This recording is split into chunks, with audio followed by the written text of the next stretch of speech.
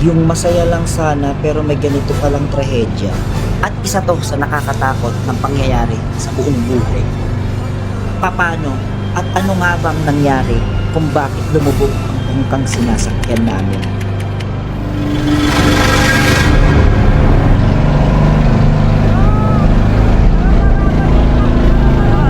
Medyo malakas na ang alon sa mga oras na yan. Kung naririnig nyo, nagtatawanan pa kami.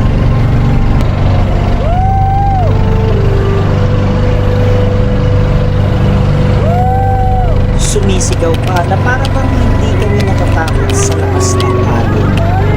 Nagtatawanan. Pauwi na po kami niyan galing sa isang pista.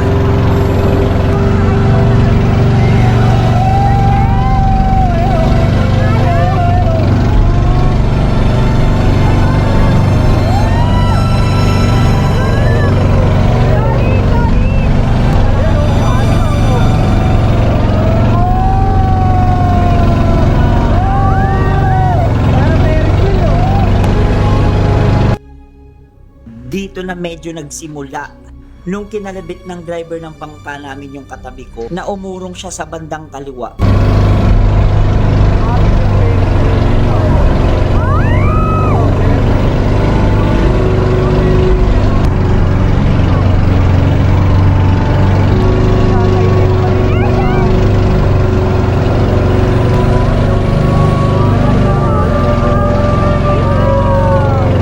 Dito lalo pa kaming kinabahan nung sinabi ng driver ng bangka na wag daw kaming magalaw.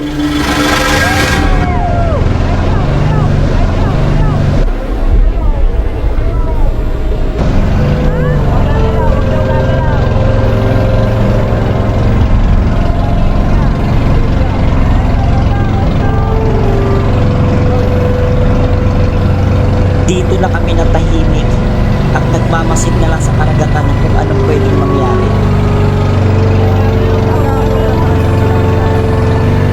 Wala nang nagsasalita sa amin at kinakabahan na ako sa part na to.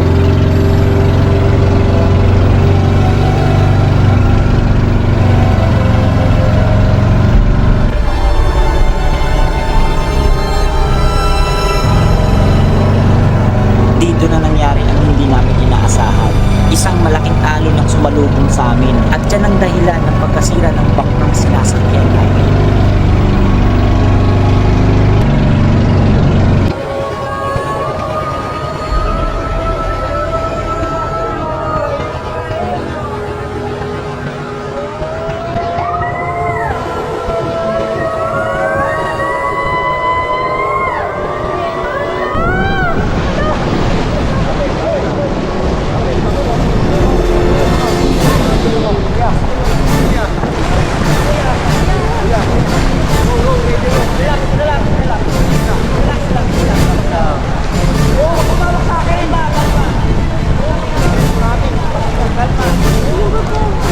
Kalma lang, boy. Kalma, relax. Relax, walang gagalaw. Kalma lang. Kalma lang, kalma.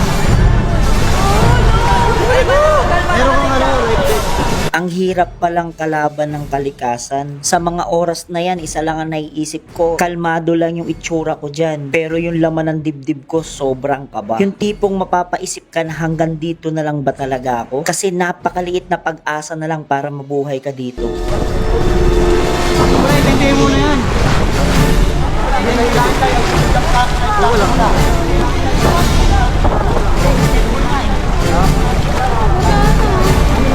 Bro, yung jacket mo, iayos mo na.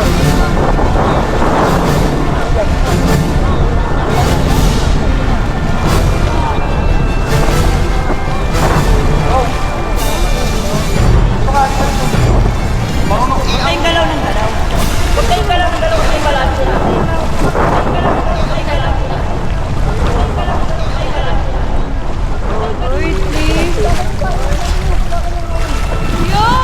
Yan, steady lang. Huwag kayong malikot. Kaya kung ano, wala pang wow! Let's go! Wala! Uy, gago! Hindi yan lulubog. May hangin sa gilid yung mga yan, oh. Hindi lulubog ang bangka. Huwag kayong malikot. Huwag kayo malinulog. Hawakan mo to. Huwag kang matakot. Hawakan mo to. Kasi para Naka-lifeless ka rin. wala na, wala tayong magagawa. Huwag kayo malinulog. Takin na, hinahanap yung plastic kanina, sabi ko na eh. Hindi ko naman kaya.